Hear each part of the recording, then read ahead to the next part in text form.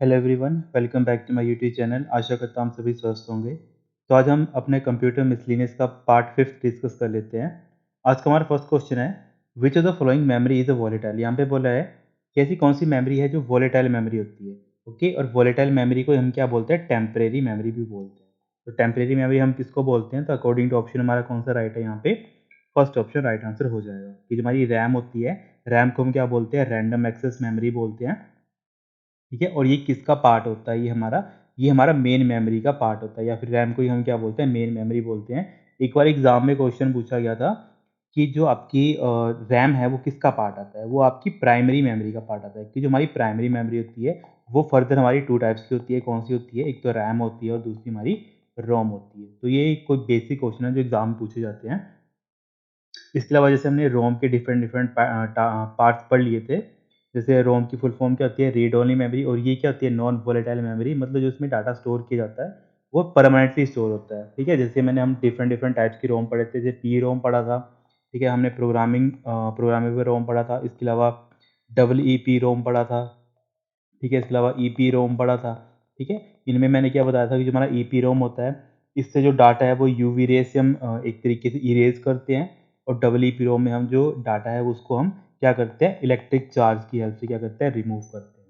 और जो हमारा पी रोम होता है इसको हम बोलते हैं, अगर इसमें हमने एक बार कोई डाटा एंटर कर दिया उसको हम चाह कर भी डिलीट नहीं कर सकते, तभी हम इसको बोलते हैं write once read many memory. Okay, तो ये कुछ बेसिक टर्म्स थे, हमने पहले डिस्कस करी थी, मैंने आपको रिवाइज करवा दिया यहाँ पे। फिर नेक्स्ट क्वेश्चन है, विच of the following is the fastest. यहाँ पे बोला है कि इनमें से बताओ कि यहाँ पे सबसे फास्टेस्ट कौन है। तो अगर अकॉर्डिंग टू आप यहाँ पे ऑप्शंस देखें, तो जैसे फर्स्ट लिखा है सीपीयू, सेकंड लिखा है magnetic tape and disk, third लिखा है यहाँ पे वीडियो टर्मिनल, और फोर्थ यहाँ पे लिखा है सेंसर मैकेनिकल कंट्रोलर। ठीक है, तो यहाँ पे क्या बन जाएगा आपके पास? देखो, सबसे फास्टेस्ट कौन होता है? हमारा सीपीयू होता है। ओके, यहाँ पे इसको हम क्या बोलते हैं? सेंट्रल प्रोसेसिंग यूनिट बोलते हैं। इसके अलावा हम क्या बोलते हैं? ब्रेन ऑफ द कंप्यूटर हम बोलते हैं सीपीयू को। हार्ट ऑफ कंप्यूटर हम बोलते हैं माइक्रो प्रोसेसर को। ठीक है, जो दिल होता है हमारे सिस्टम का वो कौन होता है? हमारा माइक्रो प्रोसेसर होता है। और जो हमारा वर्ल्ड का फर्स्ट माइक्रो प्रोसेसर था वो कौन था? हमारा इंटेल का 4004। और वो कितने बिट का था? हमारा 4 बिट का माइक्रो प्रोसेसर था। और ये कब बना था? 1971-72 में ये बना था। तो ये कुछ बेसिक टर्म्स हैं जो बार बार एग्जाम में पूछी जाती हैं। नेक्स्ट क्वेश्चन है, a kilobyte also refer to a KB is equal. यहाँ पे बोले कि जो आपका किलोबाइट होता है इसको हम केबी बोलते हैं, वो कितने बाइट्स का होता है? ये तो एक किलोबाइट में कितना होता है? 1024 बाइट्स होते हैं। ओके, तो ये इजी क्वेश्चन है क्योंकि चीज़ हमने पहले भी डिस्कस करी है। जो हमारी यूनिट्स होती हैं, ठीक है, यूनिट्स एक चैप्टर आता है जहाँ पे हम डिफरेंट डिफरेंट टाइप की यूनिट्स पढ़ते हैं। सबसे बेसिक आती है बिट, या फिर सबसे स्मॉलेस्ट यूनिट बोलते हैं। और बिट की क्या चीज़ रिप्रेजेंट करता है? या तो जीरो या तो वन, या फिर इसी को हम क्या बोलते हैं? या तो कोई चीज़ फॉल्स होगी या तो कोई चीज़ ट्रू होगी। या तो कोई मतलब अकॉर्डिंग टू हम चार्ज देखें, या तो किसी के पास जीरो चार्ज होगा या तो किसी के पास प्लस और माइनस करके क्या होगा? कोई पॉजिटिव चार्ज होगा। तो ऐसे करके हम क्या करते हैं? एक तरीके से पूरी की पूरी जो एक तरीके से मेमोरी की यूनिट्स है वो पढ़ते हैं। तो बिट सबसे बेसिक यूनिट आती है जो एक डिजिट कोड बताती है, चाहे वो डिजिट जीरो है चाहे वो वन है। और अगर हम बिट्स को कंबाइन कर दें, मतलब चार बिट्स को हम एक तरीके से क्या बोलते हैं? निब्बल बोलते हैं। ओके, और क्या करते हैं हम? या फिर हम 8 बिट्स, ठीक है, 8 बिट्स, या फिर हम क्या कर सकते हैं? ट्वाइस ऑफ निब्बल, इसको हम क्या बोलते थे? यहाँ दोनों को हम बाइट बोलते हैं। वन बाइट इसको बोलते हैं, या फिर ट्वाइस ऑफ निब्बल, या फिर जो हमारा 8 बिट्स इसको हम क्या बोलते हैं? वन बाइट बोलते हैं। तो ऐसे करके हमने पहले भी डिस्कस करी है, तो यहाँ पे मैंने आपको ये रिपीट करवा दी। फिर नेक्स्ट क्वेश्चन है, which is the device that convert computer output into a form that can be transmitted over a telephone line. यहाँ पे सिंपल बोला है कि लेट अस सपोज कर लेते हैं कि आपने एक मैसेज किया ABC। तो ABC है वो अगर आपको किसी अपने फ्रेंड Y तक पहुंचाना है, तो ABC जो आपने अपने X डिवाइस से किया वो आपने कहाँ पहुंचाना है? अपने जो दोस्त है उसका डिवाइस का नाम है Y। तो यहाँ पे पहुंचाने के लिए आप एक डिवाइस यूज़ करते हैं जो टेलीफोन लाइन का सहारा लेता है। वो कौन सा डिवाइस है उसके बारे में आपसे यहाँ पे पूछा गया है। इसका राइट आंसर क्या बन जाएगा? मॉडेम। ठीक है, तो यहाँ पे क्या बन जाएगा? डी आपका राइट आंसर बन जाएगा। और मॉडेम एक्चुअल में काम क्या करता है? मॉडेम एक तरीके से ऐसा डिवाइस होता है जो क्या करता है? टेलीफोन लाइंस को यूज़ करता है। किस लिए यूज़ करता है? मॉड्यूलेशन एंड डीमॉड्यूलेशन के लिए। ठीक है, इसकी फुल फॉर्म पूछी जाती है। Modem stand for modulation and demodulation. कई बार एग्जाम में पूछा गया था कि जो हमारा मॉडेम होता है उसमें कौन कौन सी प्रोसेस चलती है, मॉड्यूलेशन और डीमॉड्यूलेशन क्या चलती है, इसमें प्रोसेस चलती है। मॉड्यूलेशन के टाइम पर क्या होता है कि जो भी सेंडर का मैसेज होता है, जैसे मैंने क्या बताया, सेंडर का मैसेज क्या था, ABC था, तो ABC को मैसेज को हम कहाँ रखते हैं, कैरियर सिग्नल के ऊपर रखते हैं। अब कैरियर सिग्नल होता क्या है, कैरियर सिग्नल एक ऐसा सिग्नल होता है जो एक तरीके से आपका ओरिजिनल मैसेज लेकर जाने का काम करता है। मतलब क्या है, आपने ABC को हैंड ओवर कर दिया सिग्नल के पास। फॉर एग्जांपल ये सिग्नल आ गया हमारा, आपने क्या किया, ABC मैसेज आपने इस सिग्नल के ऊपर पहुंचा दिया। जैसे ही सिग्नल के ऊपर पहुंचा दिया तो ABC मैसेज क्या होगा, फ्लोट होके कहाँ पहुंच जाएगा, रिसीवर के पास पहुंच जाएगा। तो रिसीवर के पास जैसे पहुंचेगा ABC, तो ABC वो फर्दर कहाँ पे दे देगा, जो जिस डिवाइस के पास वो जाना होगा उसके पास वो उसको भेज देगा। तो ऐसे करके जो हमारा मॉडेम है एक तरीके से काम करता है। ये मैंने आपको थोड़ा बेसिक आइडिया बता दिया कि कैसे हमारा एक मॉडेम है वो बिहेव करता है या फिर वर्क करता है। कि फिर नेक्स्ट क्वेश्चन था, which of the following items is not used in LAN. हमारा लोकल एरिया नेटवर्क होता है, उसमें से कौन सी आइटम है वो हम यूज़ नहीं करते हैं, उसके बारे में पूछा है यहाँ पे। तो अकॉर्डिंग टू ऑप्शंस यहाँ पे हम देख लेते हैं। फर्स्ट ऑप्शन दे रखा है कंप्यूटर, सेकंड दे रखा है मॉडेम, थर्ड दे रखा है प्रिंटर और फोर्थ दे रखा है केबल। ठीक है, तो देखो यहाँ पे जो लैन है, लोकल एरिया नेटवर्क है, वहाँ पे हम क्या मॉडेम का यूज़ नहीं करते हैं। ठीक है, क्योंकि मॉडेम का यूज़ हम कब करते हैं, जब मुझे क्या करना है, एक तरीके से अपना जो एक तरीके से नेटवर्क है उसको दूसरे नेटवर्क के साथ इस्टेब्लिश करना है, या फिर मुझे क्या बोलते हैं हम इसको, कि मुझे ऑनलाइन अगर होना है, ऑनलाइन इन द सेंस कि मैं पब्लिकली बात कर पाऊँ। जैसे इंटरनेट क्या होता है, पब्लिक होता है, तो वैसे मैं अपनी इन्फॉर्मेशन को पब्लिकली शेयर कर पाऊँ, या फिर उस टाइम पे हम उसको क्या बोलते हैं, ऑनलाइन बोलते हैं। तो उसके लिए हम मॉडेम का यूज़ करते हैं कि मॉडेम की हेल्प से हम क्या करते हैं, मैसेज को शेयर करते हैं। तो यहाँ पे बोला था कि जो आपका लोकल एरिया नेटवर्क है, मतलब एक कंप्यूटर है उसमें आपकी सारी चीज़ें हैं, मतलब आपका एक तरीके से लोकल ही नेटवर्क है, तो आपकी नहीं चाहते हो कि आपकी इन्फॉर्मेशन है वो कहीं और पहुँचे, या फिर जो एक तरीके से एक इस्टेब्लिश्ड नेटवर्क होता है उसमें आप किसका यूज़ नहीं करोगे, मॉडेम का यूज़ नहीं करोगे। ओके, तो दोनों सेंस में क्या बनेगा आपका बी यहाँ पे राइट आंसर बनेगा कि नॉट यूज्ड इन लैन। ये एक ऐसा डिवाइस होता है जिसको हम लोकल एरिया नेटवर्क में यूज़ नहीं करते हैं। नेक्स्ट क्वेश्चन आ गया हमारे पास, ROM is needed for storing an initial program. अब देखो रोम मैंने आपको पहले भी डिस्कस किया है कि जो आपका रोम होता है, रोम क्या एक तरीके से नॉन वोलेटाइल मेमोरी है। फर्स्ट पॉइंट तो ये आता है, नॉन वोलेटाइल क्या एक तरीके से मेमोरी है। दूसरा पॉइंट मैंने आपको क्या बताया, दूसरा पॉइंट मैंने बताया कि जो आपकी नॉन वोलेटाइल मेमोरी होती है ये क्या करती है, डाटा को परमानेंटली होल्ड करती है।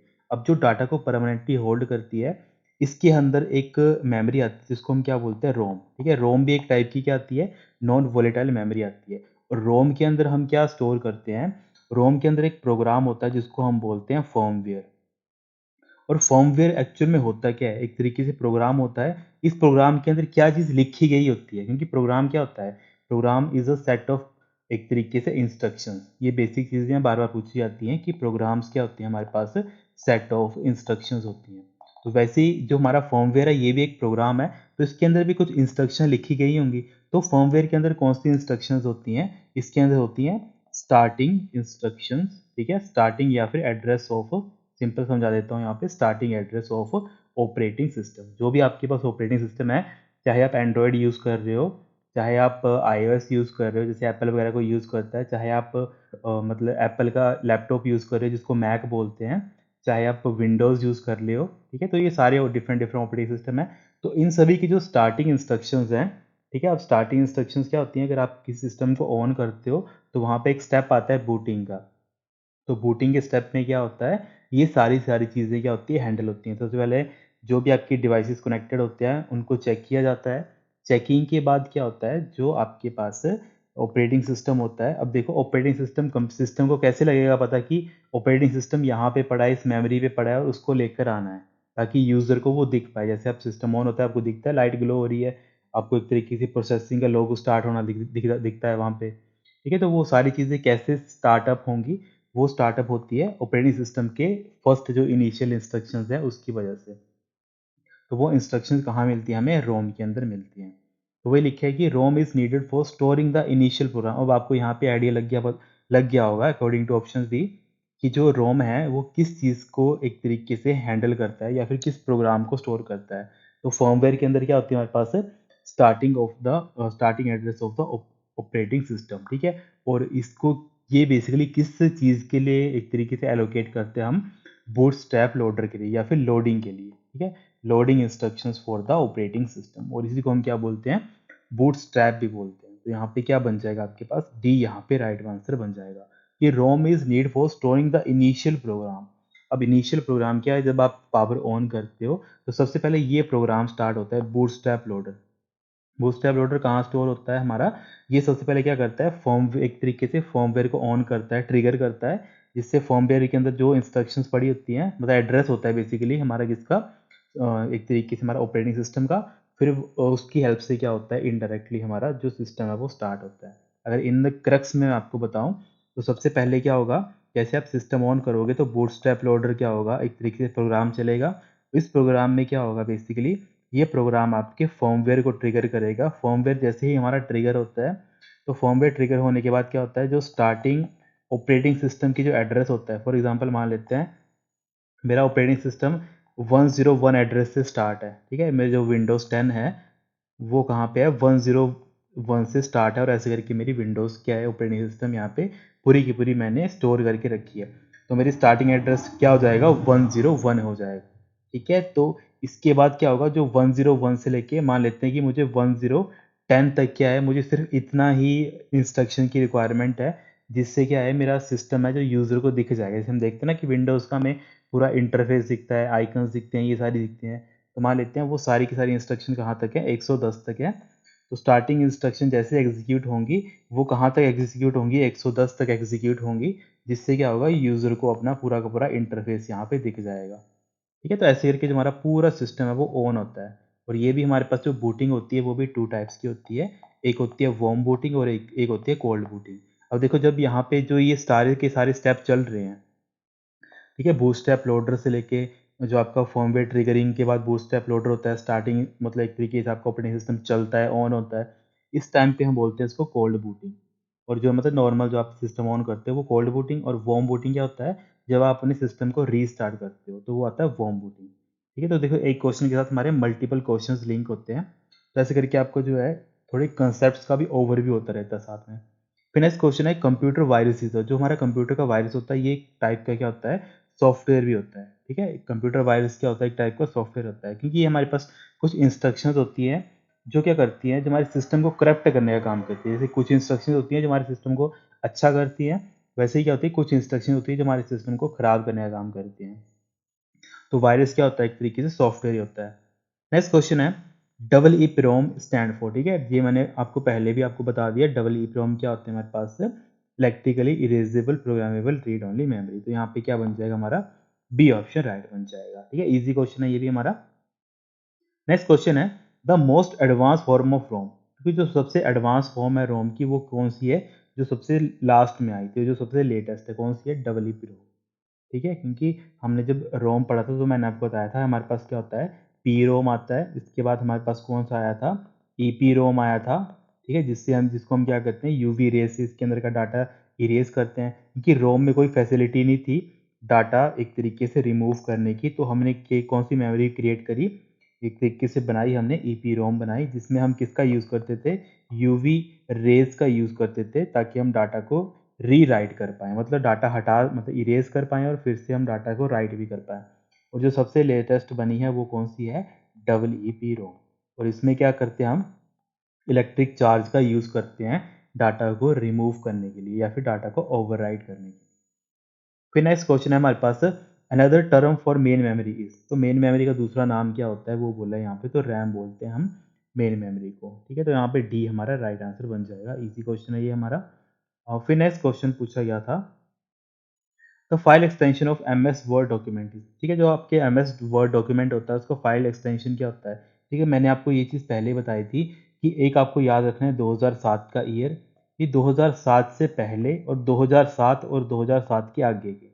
यहाँ पे क्या होता है, जो 2007 के पीछे के जितने भी थे वहाँ पे बाय डिफ़ॉल्ट एक्सटेंशन क्या आती थी, डॉक, ठीक है, डीओसी आती थी डॉक करके, ठीक है। और जो 2007 और 2007 के आगे वाले उनमें डीओसी के साथ एक्स्ट्रा क्या लग जाता है, एक्स लग जाता है, जिसको हम क्या बोलते हैं, डॉक्स बोलते हैं। तो वही लिखा है the file extension of M S Word document in Office 2007। तो इसका राइट आंसर क्या बन जाएगा, बी हमारा राइट आंसर बन जाएगा, ठीक है। और अगर यही ऐसा पूछा था कि ऑफिस 2003 का आप बताओ, तब आपका क्या बन जाता, ए उस टाइम पे राइट आंसर बन जाता। ठीक है, पर यहाँ पे इसने 2007 का बोला था। ठीक है, 2007 का बोला था, तो यहाँ पे क्या बन जाएगा राइट आंसर आपका, बी आपका राइट आंसर बन जाएगा। ठीक है, तो ऐसे करके आपको ये चीज़ें याद रखनी है। नेक्स्ट क्वेश्चन है, a computer port is used to, जो आपका कंप्यूटर का पोर्ट होता है, इसको आप किसके लिए यूज़ करते हो? तो बेसिकली क्यों यूज़ करते हैं हम किसी भी पोर्ट को? अब पोर्ट होता ही क्या है कि हम कोई भी चीज़, कोई भी एक तरीके से कम्युनिकेट करवा पाएँ। ठीक है, फॉर एग्जांपल जैसे आपने एक सिस्टम लिया है, ठीक है, इस सिस्टम के साथ आपके पास क्या होता है, सीपीयू होता है, और सीपीयू के पास मल्टीपल क्या होते हैं, पोर्ट्स होते हैं। जैसे सबसे कॉमनली कौन सा होता है, यूएसबी पोर्ट होता है। ठीक है, तो यूएसबी पोर्ट से आप क्या अटैच करते हो, कोई कीबोर्ड अटैच करते हो। ठीक है, कीबोर्ड के अलावा आप कोई माउस अटैच करते हो।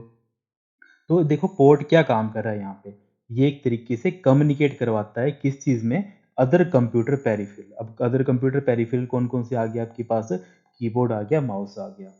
ठीक है, तो ये कुछ एग्जांपल है जिससे आप समझ सकते हो कि कंप्यूटर पोर्ट की ज़रूरत ही क्या होती है। देखिए, with the help of port आप क्या कर सकते हो, एक्स्ट्रा जो एक तरीके से पेरिफेरल डिवाइसेस है उनको अटैच कर सकते हो। ठीक है, तो डिफरेंट डिफरेंट टाइप्स के पोर्ट्स होते हैं, जैसे ऑडियो पोर्ट होता है, वीडियो पोर्ट होता है, यूएसबी पोर्ट होता है, जैसे अभी आपने देख लिया। इसके अलावा ऑडियो और वीडियो क्या पोर्ट क्या होंगे, ऐसे गोल गोल से जो पोर्ट होते थे, वहाँ पे क्या हम प्लग इन करते हैं किस चीज़ को, हमारे ऑडियो या वीडियो के डिवाइसेस को हम प्लग इन करते हैं। इसके अलावा एक और इम्पोर्टेंट आता है HDMI पोर्ट, काफ़ी बार एग्जाम में पूछा गया है कि हाई डेफिनेशन मल्टीमीडिया इंटरफेस कौन प्रोवाइड करता है, HDMI पोर्ट वो प्रोवाइड करता है। ठीक है, तो ये कुछ सारी इंपॉर्टेंट और बेसिक क्वेश्चन है जो बार बार एग्जाम में पूछे जाते हैं। ठीक है स्टूडेंट्स, आज के लिए हम इतना ही रखते हैं। इसके अलावा जो नेक्स्ट आगे जैसे भी हम सीरीज कंटिन्यू करेंगे, आपको डेली इन क्वेश्चंस को प्रैक्टिस करना है, क्योंकि धीरे धीरे आप प्रैक्टिस करेंगे तो एक तरीके से आपकी नॉलेज में क्या होगा, इम्प्रूवमेंट होती रहेगी। ठीक है, इसके अलावा कुछ भी डाउट आता है मुझे नीचे कमेंट कर दिया करो आप। Okay, thank you so much, have a great day.